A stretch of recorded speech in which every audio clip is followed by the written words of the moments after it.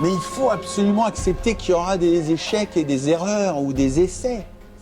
C'est ça qui rend la puissance d'un parcours ou d'un homme ou d'une femme. C'est combien de fois il se relève, combien de fois il désire. Je m'appelle Thomas Coville, je suis skipper du trimaran Sodebo Ultime 3 et je vais participer à l'Arkea Ultime Challenge qui part de Brest.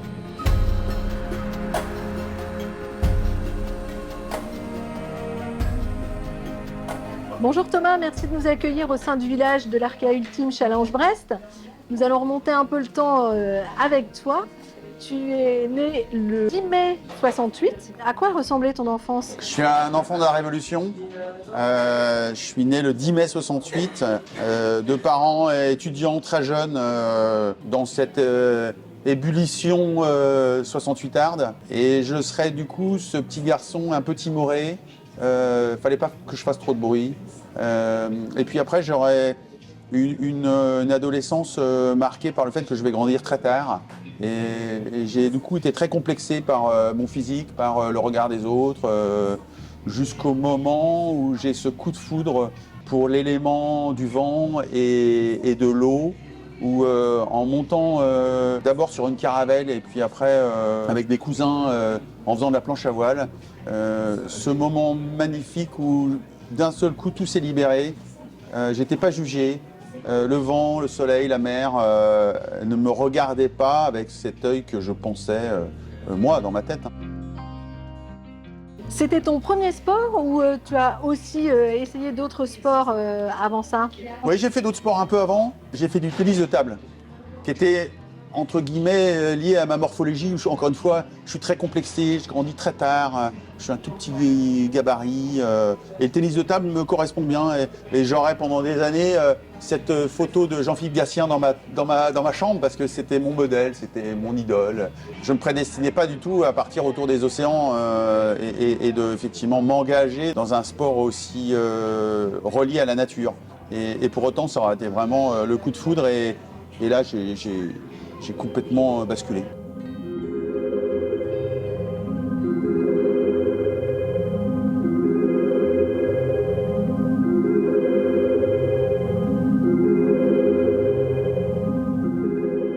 Et la compétition, elle arrive quand? La compétition, elle arrive beaucoup plus tard. Elle arrive dans un petit club de voile à côté de Saint-Brieuc. Un éducateur qui détecte chez moi cet ado qui, dès qu'il va sur l'eau, s'épanouit, change de regard. Et il propose à mes parents de pouvoir me prendre l'hiver aussi. Et là, je commence la compétition et ça marche tout de suite assez bien. Et après, j'aurai la chance de connaître en France cette épreuve qui était le Tour de France à la voile.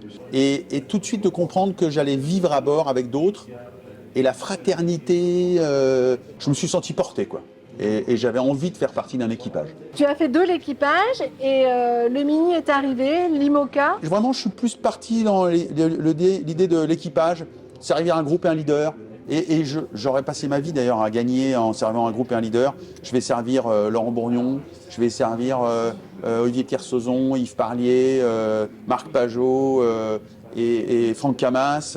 En chaque fois, quasiment en gagnant, il n'y a que la Coupe América qu'on n'a pas gagné avec Marc Pajot, mais on était dans un très bon équipage. Et je suis effectivement baigné là-dedans, jusqu'à la Mini Transat. Et là, la Mini Transat, c'est la découverte du solitaire. Et avec un petit trimaran, un petit Mini Transat jaune, là, ce ne sera pas encore un trimaran. Et là, c'est une belle victoire en la deuxième étape qui m'éblouit et ça m'a... Et tu as fait du monocoque, mais on te connaît surtout sur les multicoques. Qu'est-ce qui te fascine sur ces bateaux? Le multicoque, c'est la rencontre avec Laurent Bourgnon. Je rentre d'Australie où je me fais expulser pour mariage blanc.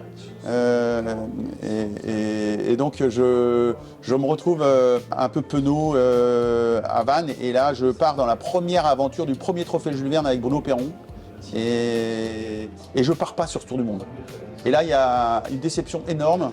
Et il y a une main qui se pose sur moi comme un ange, Laurent Bourgnon, qui me met la main sur et qui me dit mais t'inquiète pas, t'en feras d'autres des tours du monde. Et là, ce jour-là, je lui dis ta gueule. Et il me dit quand tu auras passé ta colère, il y a un trimaran blanc qui t'attend à la Trinité. Et je servirai Laurent Bourgnon pendant 4 ans jusqu'à ce qu'il gagne la Route du Rhum. Et quand il gagne la Route du Rhum, il est d'une telle générosité dans la victoire, je me dis, dans ses yeux, je me dis, c'est ça que je veux vivre. Je veux connaître un jour cette joie, ce partage que Laurent fait avec nous. Et 4 ans plus tard, je gagne la Route du Rhum en remplaçant Yves Parlier.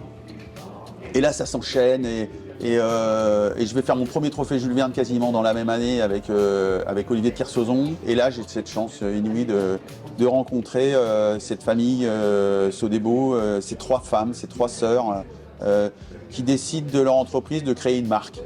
Et je me retrouve embarqué pour 25 ans dans cette histoire incroyable de cette famille.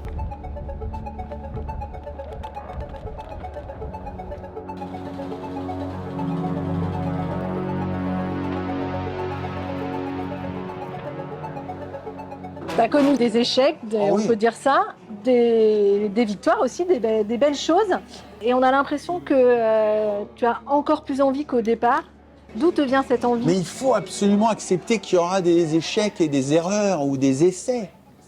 C'est ça qui rend la puissance d'un parcours ou d'un homme ou d'une femme. C'est combien de fois il se relève, combien de fois il désire. Et j'avais envie de transmettre ça à mes enfants. Et c'est ça que j'ai réussi à faire et c'est ça qui me rend d'une force incroyable.